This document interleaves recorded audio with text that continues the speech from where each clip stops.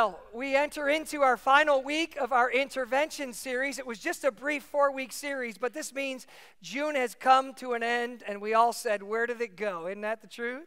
And moved by so quickly. But we've been talking about this idea that God wants to come down and intervene in our lives to help us to get back under control some areas in our life that are out of control. We referred to this in the first weekend as a crisis of over. We are people who are overcommitted, and we are just overwhelmed, and we're overextended, and as a result of that, we are on overload. We refer to it as people who are constantly stressed out, and we feel like our life is out of control. We're tempted to simply blame it on the reality of, well, this thing happened to me, and these things have been going on, and it's just too much for anybody to bear. But then we said this, we said we can't control the things we can't control. However, God has given to us the capacity to manage things in our life that we can control. And that we need an intervention from God in some areas of our life that have gotten out of control. For example, the first weekend we talked about time. And we said God cares very much about how we use our time. And we talked about various ways in which we can honor God with our time. The second week, we spoke about emotions. We said out of control emotions don't get us anywhere good. And you might remember we said the way we manage our emotions is allowing our mind to remain in who God has made us to be, that we are His children and we are people of faith. That way our thoughts instruct our emotions instead of our emotions controlling our thoughts. Last week, we talked about money. We talked about how powerful money is, that it has power for good or for evil. And then we said this. We said God wants to help us to manage our money in such a way that brings Him glory, and we can use our money in ways that are not out of control, but are managed well. This weekend, we want to talk about our fourth issue, where God can come and intervene in our lives. And even if we have good control of the first three, I want to say to you that in this topic, it takes only a heartbeat that can undo years of wise living. I want to talk to you today about something that is so powerful, it can alter the direction and destiny and success of your life.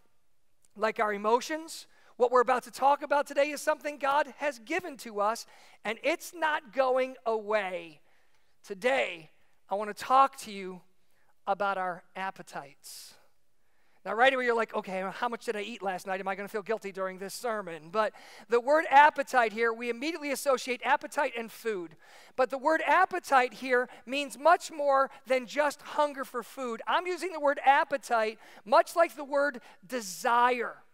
We have many appetites in this life. Let's think about it for a minute. We have appetite for food. We have appetite for sex. And then there are appetites for a whole bunch of other things. You can see them there on the screen. An appetite for fame or for acceptance. An appetite, some of us, for thrills. Some of us have an appetite to win more than anything. We just want to make sure that we win. The appetite to be envied. The desire that other people would want to be us or be where we at or have what we have. The appetite to be loved. An appetite for recognition or approval. If only that group will really make me a part, or if only those people would really accept me. An appetite for things. There are many, many more, dozens more that we could look at, but you get the idea. And have you ever noticed that appetite is something that is never permanently satisfied? Have you ever sat down, don't raise your hand because I know the answer is yes. Have you ever sat down and ate just too much at a meal? And by the time it's over, you are so full that you think to yourself, I can't even imagine what it felt like to be hungry 25 minutes ago. You don't remember what that felt like because you're so full, you just say, like, I don't even want to look at that third piece of dessert. Can't even do it, right? But yet what happens? 3 hours later, you're home, and you're rummaging through the cabinets looking for chips, or you're pulling the ice cream, like, what is wrong with me? How these appetites come back, and we all know we're going to get hungry again. If we have sexual desire and that sexual desire is fulfilled or satisfied, it will return. That desire will come back to us again. You pursue some possession and you say, if I just had that, boy, if I could just buy that, I'm pretty sure I'd be satisfied and set for life. And what? You buy that, and 3 days later, you're sitting on Amazon.com looking for the next thing. Because appetites are never permanently satisfied. So we realize we'll forever deal with our appetites. In fact, truth be told, if we have no appetite, that's a bad sign. Like if someone, you say, they're so sick, they've completely lost their appetite, that speaks that something not good is happening. And so appetites come from God. But similar to our discussion 2 weeks ago, here's what we need to learn. We must manage our appetites and keep them in check. Because either you will rule over your appetites or your appetites will rule you. And hear me, church, once your appetites rule you, they will ruin you. If you allow your appetites to rule your life, you are headed for ruin. There are some stories in the Bible that are truly incredible. The word incredible means so extraordinary that it demands a level of faith to actually even believe it. That's the meaning behind the word incredible. We could think of some incredible stories together. An incredible story is one that we go, well, that doesn't just happen every day. Like Noah and the flood, right?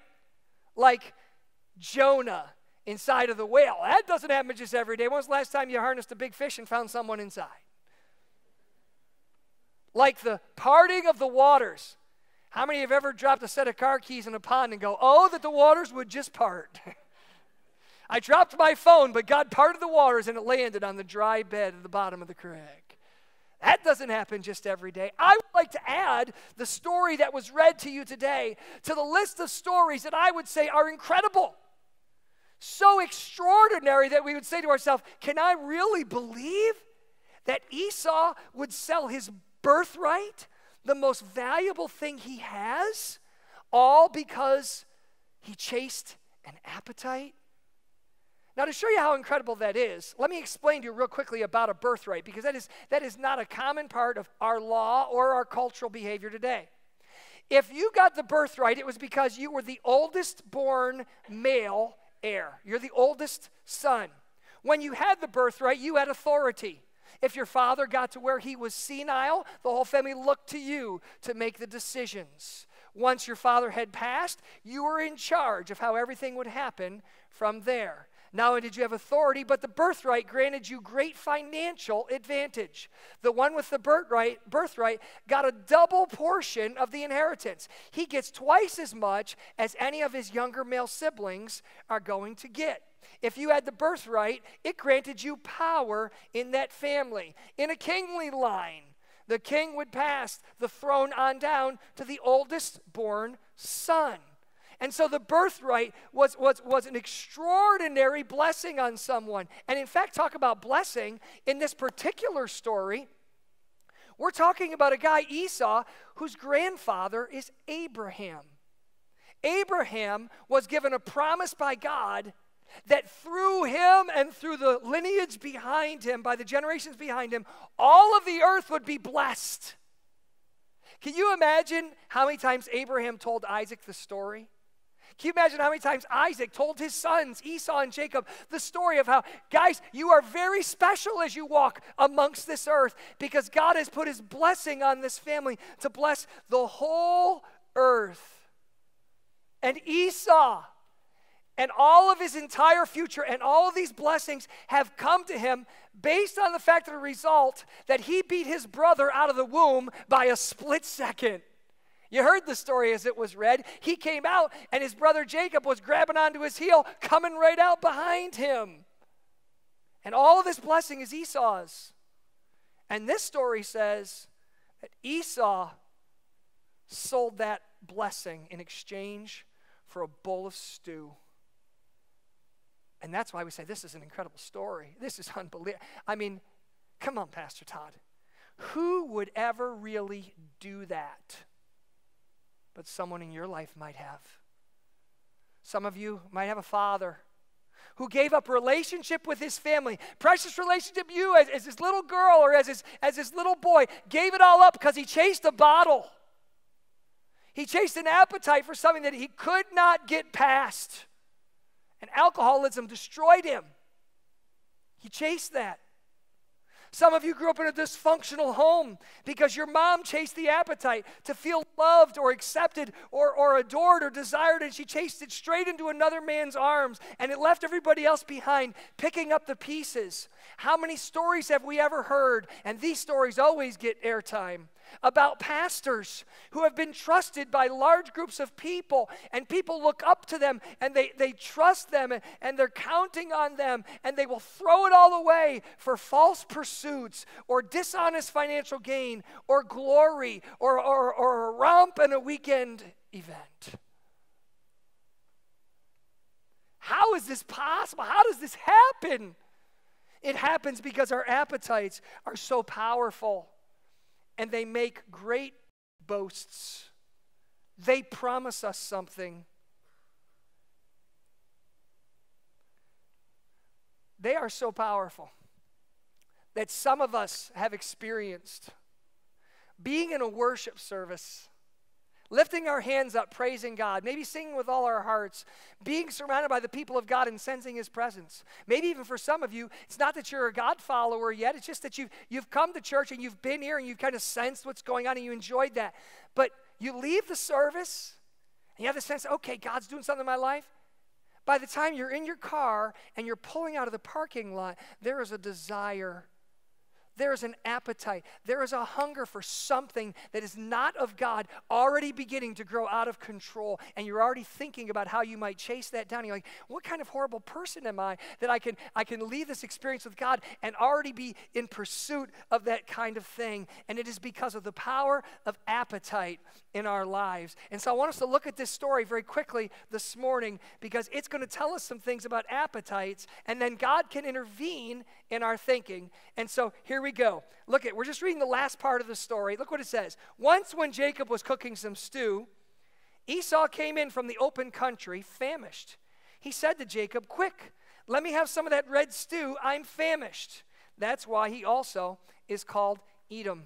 First thing that this shows us about appetites is this. Appetites are all about now. Appetites never think about tomorrow or next week or next year. They never stop and go, well, let's reason through this. Let's take some time to consider. Appetites never ask, is this a good decision? Appetites never say, if I play this out over time, am I going to see this as I look back on it as a good thing in my life? No, Esau just says, give me some stew. I've got to have it now. We chase something down so hard because we're worked up in a lather about it. In fact, if you read this in Hebrew, the way this renders out is basically Esau says to Jacob, let me gulp down some of that red stuff. Just give it to me, give it to me. I want it, I want it. Listen, if you are driven so hard towards something that you can't even think straight, that's a pretty good hint that you need to back up 2 steps until you can think straight. You all right? You all right? It's quiet in here. Turn to the person next to you and say, that's good preaching. Pastor Todd's doing some good preaching. All right, now answer back and say, that's why you ought to be listening right now, all right? We're good. Now, don't say that to them. They're already listening. You see, here's the thing. Our appetites are all about now because our appetites promise more satisfaction than they can deliver. Your appetites, they promise more satisfaction than they can deliver. Look, do you know what Esau's all worked up over? A bowl of red bean stew. Understand, the idea says he came out of the open field. It's that they've got this tent pitched out. They are away from the homeland, and they are out where they are grazing the sheep. And what Jacob has done, because he's the domestic one, is while all of them are out herding the sheep and hunting and doing all that, he has whipped together, basically, it's like a campfire stew. Now, it's for the poorest of shepherds. It is not a fancy meal. It's just some grub to put in their stomach so they can sleep at night without their stomach rumbling. Listen to me. This was not about filet mignon. This was not about your favorite pizza. Wait, I'm not communicating with that. I'm going to try one more. Southern Maryland style. This was not crab balls and crab cakes. It's just some red stuff. But Esau, let me have it. Our out-of-control appetites have a way of elevating things in our eyes. Our anticipation gets so high for these things. This is going to be so exciting. Nothing can ever taste that good, we say. Oh, no stolen moment of passion can ever be as sweet as what I'm about to go after. I will never be happier than when that person finally admires me, so I'm going to do what they are telling me to do, whether it's right or wrong. Or when I get my way, everybody finally is going to be looking up at me, and it is going to be great. You see, our appetites promise. They promise. You know how this takes place in our minds? It takes place in our minds because of a chemical called dopamine. Dopamine is the pleasure chemical. When you feel good, when good things happen, and suddenly your face just breaks out in a smile or whatever it is, it happens because dopamine, these chemicals are firing in your brain. And the amazing thing about dopamine is dopamine doesn't just release into your brain when the good event happens. It actually happens even when you anticipate something that is pleasurable. It's kind of like the idea that, like we say, I'm salivating for that. You know, I can't wait to eat that. My mouth is watering. It's the same idea. It's that dopamine is firing. And so can we just shorten dopamine this morning and just call it dopey? Can we just do that? Because here's the problem. For some of us, we look at that temptation, that appetite, we want to chase it, and we go into dopey thinking. We just do dopey thinking because the promise is there in front of us. But here's the problem. It says pleasure, pleasure. It's going to be awesome. It's going to be great, but it's short-lived. That's where the expression buyer's remorse comes from, right? Oh, if I just have that, it's going to be so great. And then you have it, and you're like, well, man, I thought that was going to satisfy more than it does. What? I got 7 years payments on this thing? It's only 7 months old, and it's already lost its luster to me. A car drove by, and I lusted after that car, and I've got this one. Well, I thought this affair was going to be so great. I thought this fling would be so great, but it's old already, and I don't know how to get out. Chasing that dream was so exhilarating as I thought about it, but when I began going those places and stepping on everybody else to get there, now I'm there and it's lonely. It's because we did dopey thinking, because our appetites promise more than they can deliver. So let's read on. So Jacob replied, "First, sell me your birthright." He says, "Look, I'm about to die," Esau said. "What good is the birthright to me?" So you understand, is that the stupidest thing you ever heard? Esau's got dopey brain going on for sure, doesn't he? Jacob says, all right, fine. I can give you a bowl. I can give you a bowl of stew. I got you. But what do you give me in return?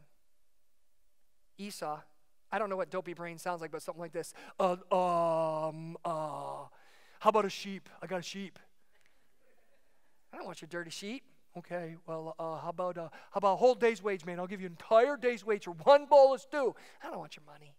Mommy takes care of me. So Jacob said, okay, I'll do all your chores for a month, man. I'll even wash the dishes and dry, man. Come on. I don't want that. I want your birthright. I want your birthright. How can he do it? You see, out-of-control appetites will cost you more than you can afford. You see that on the screen? Let's change you to me, and that second you to I, and let's read that together. Say it with me. Out-of-control appetites will cost me more than I can afford. You just spoke a great truth today. It's scary to think what we will give up chasing our appetites. It's like we lose all sense.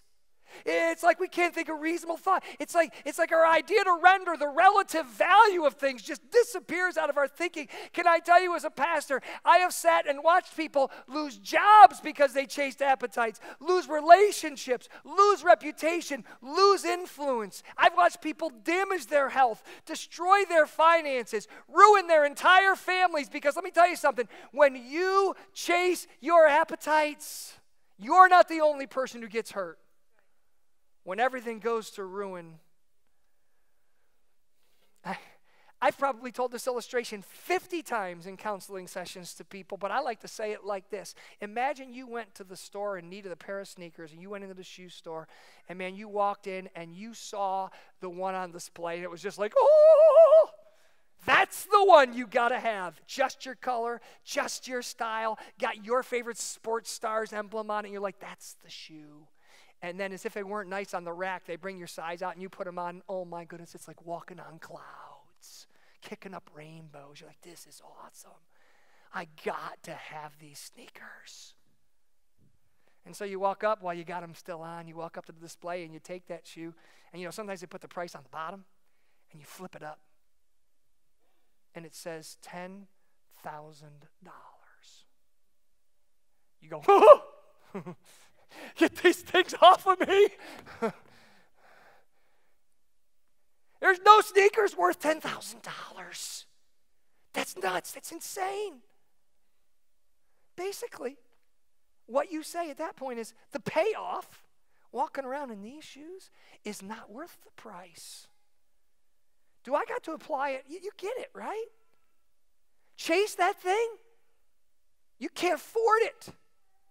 The payoff is not worth the price. Stop and ask yourself, this thing I'm pursuing, this need to feel love, this sexual desire, these possessions, that acceptance, is it worth what it's going to cost you? Because I tell you, I have sat in my office with people who have said, Pastor Todd, this is costing me my marriage.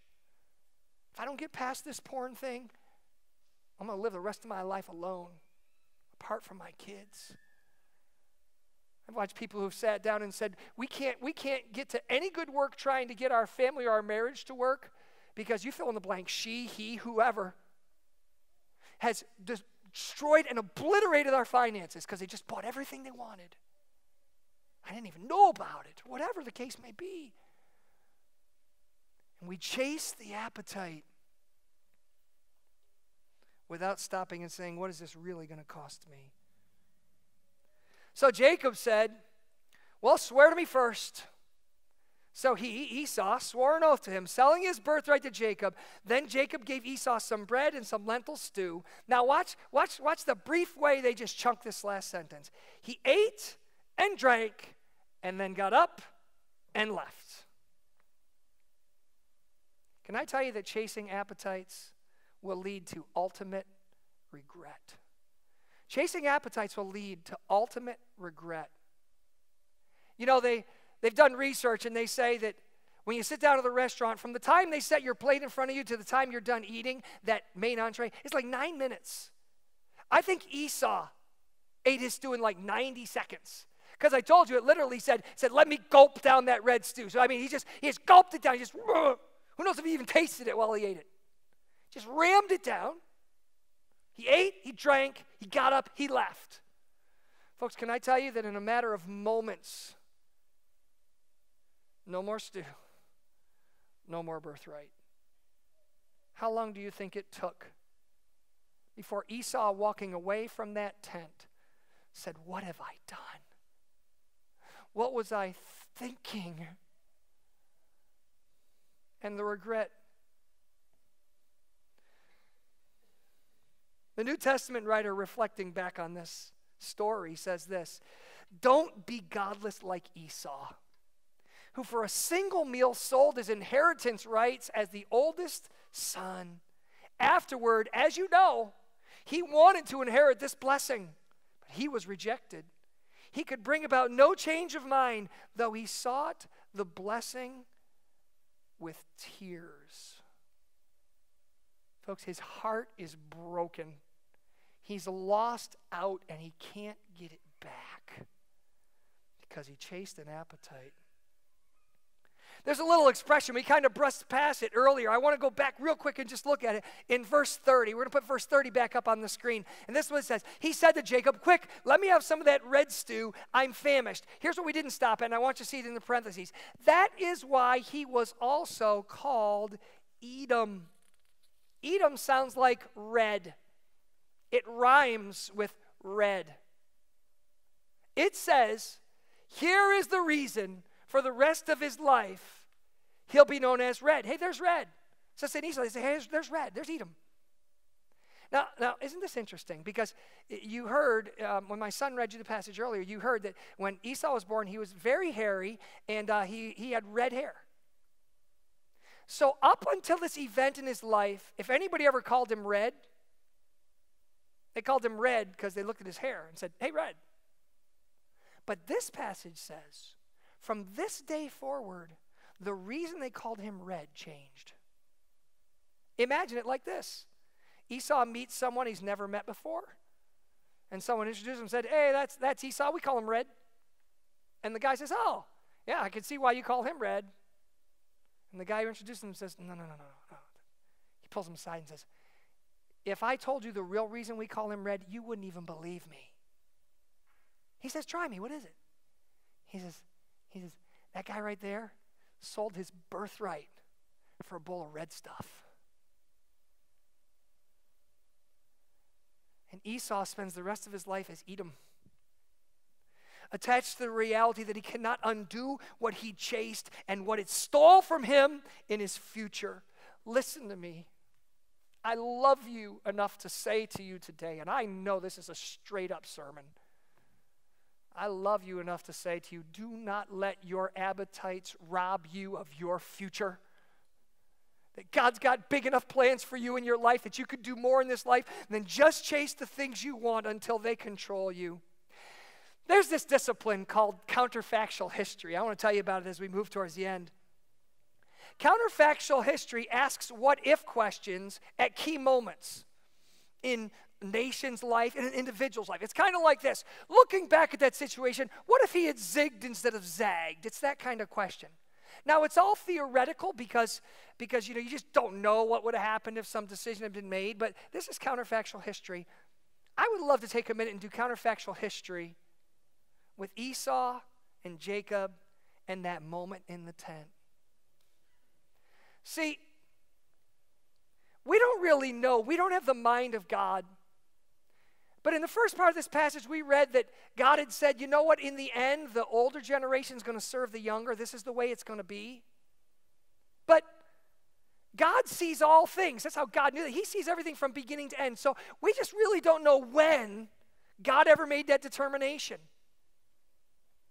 But I just have to wonder, because the last sentence of this text says this: so Esau despised his birthright.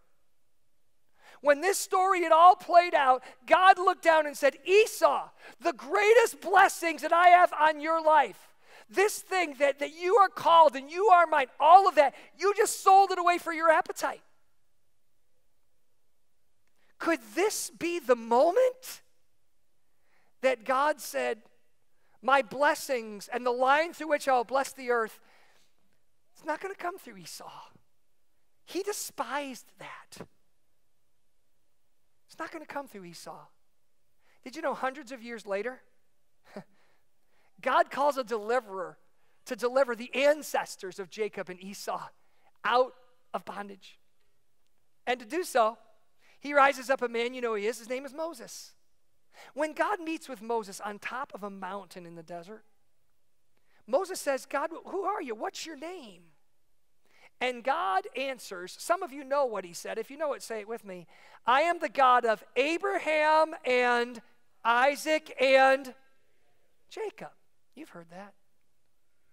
Folks, counterfactual history for a minute. I can't prove it, but I think it's fair enough to ask.